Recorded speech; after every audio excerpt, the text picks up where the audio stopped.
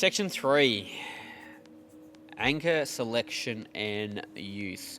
One of the big things from looking at this standard is the table. Previously there was table 3.1 that was in play here that everyone referred to for strength requirement of an anchor. Has been taken away.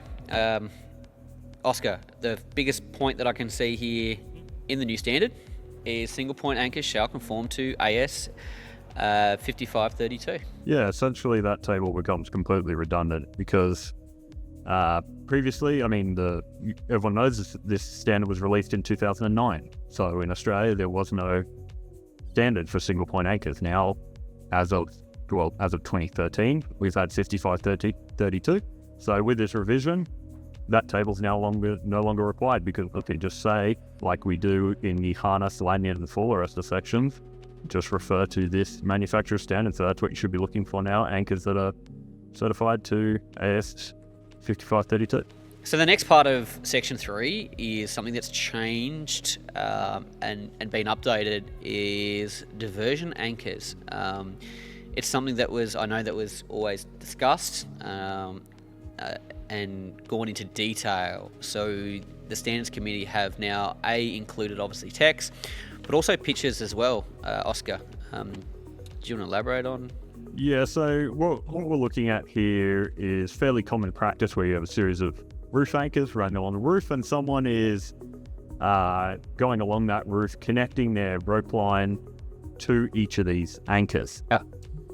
The problem occurs if they are not actually re-anchoring at each of those anchors. You can get a large force increase. Actually, any deviation of over 60 degrees will result in a more than 6 kilonewton load being applied to the anchor. So we're starting to erode some of that safety factor, I reckon, that we see or that we have between the anchor and the deployment load of the full arrestor or lanyard. So what the standard here is recommending is that if you are going to exceed that with the number of graphics that they have, that you need to re-anchor at each of the anchors, or you can actually perform a load calculation and show that anchor can sustain a larger load. Okay. The biggest thing I notice, and personally as well, is the images and pictures that the standards have given in different types of applications, which we'll put up on the screen now. You'll see that they're trying to help guide the user in the best ways of using a diversion anchor, which I think is fantastic. It's something that you'll need to discuss with the manufacturer of your full arrest equipment, specifically your connecting system, because the new standard does actually recommend tying knots in ropes, which is something that it has been frowned upon in the industry. Many people haven't been willing to do this because definitely debatable.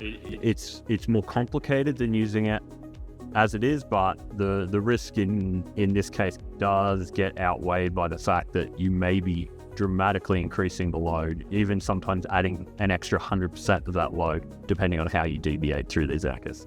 So a few, definitely a section for 1891.4, so Section 3 has changed, and purely the fact off the base of 5532 coming in, but also giving some greater guidance around use of anchors and diversion anchors and so forth.